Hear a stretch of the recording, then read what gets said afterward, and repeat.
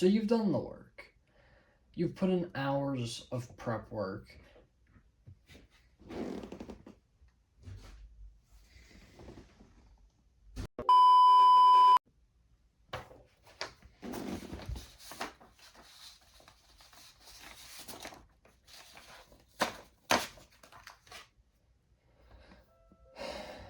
So you've done the work.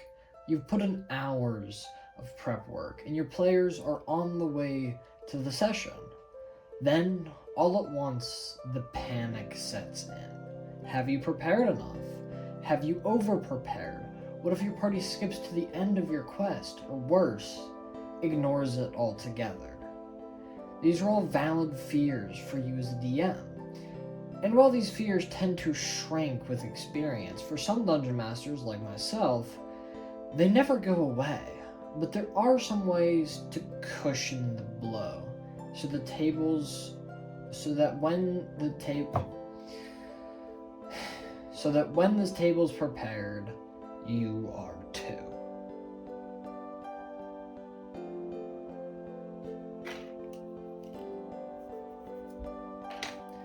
The first thing to do here, far before you sit down to play the game, you need to give your players something to expect. When you're starting an adventure, if there isn't a strong enough in-game hook, you'll quickly find your players wandering, sometimes despite your best efforts.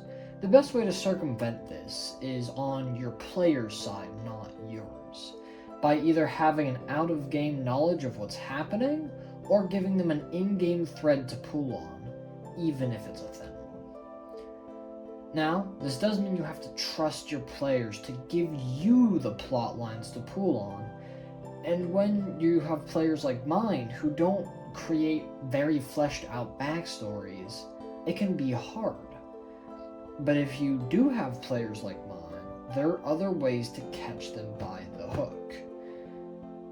Tie in the fundamentals of their PC.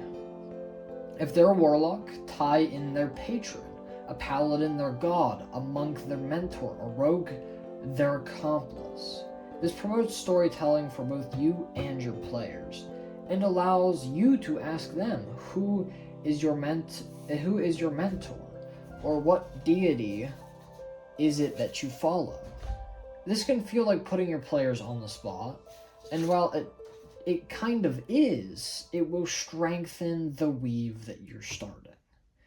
Now, this may be a little controversial, but I'll just come out and say, if you're having trouble with the storyline, railroad them. If the session gets too out of hand, you may be left with railroading. And while that may seem blunt, it's actually more common than you think. Almost every campaign that follows some kind of preparation is a railroad, but it doesn't look like one from the outside. So how can you make a railroad that's disguised under thick foliage? Firstly, I would suggest making an event that will happen. This will be your inciting event if you need it, or it will pull the party deeper if you don't. This could be a raid on the party's village, a sickness taking on an important NPC, or any number of things. These can add urgency before being a confrontation. To do this, you can clearly communicate to your players that they're on a clock. This can be distant war horns, the symptoms of a disease much worse, or maybe even a literal ticking clock. If you weave it right, it can add urgency without making the players feel helpless or without agency, making the railroad a bit wider, but in this state, it may start looking more like a funnel. Now, next tip will greatly increase your prep time, but it may be worth it. Make a modular campaign.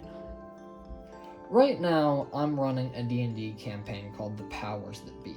It's a mostly linear campaign, but when the party goes off the beaten path, I have a number of side quests they can embark on, perfect for when they're either missing a player or when the party starts wandering. Maybe make sure there's something to do other than your main quest.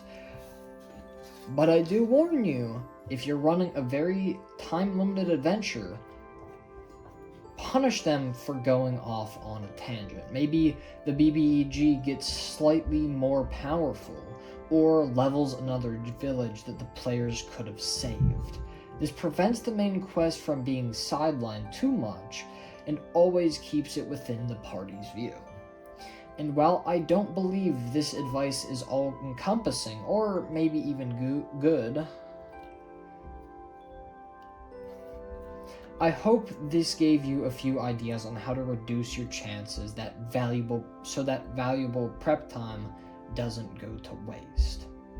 If you enjoyed, please consider liking and subscribing.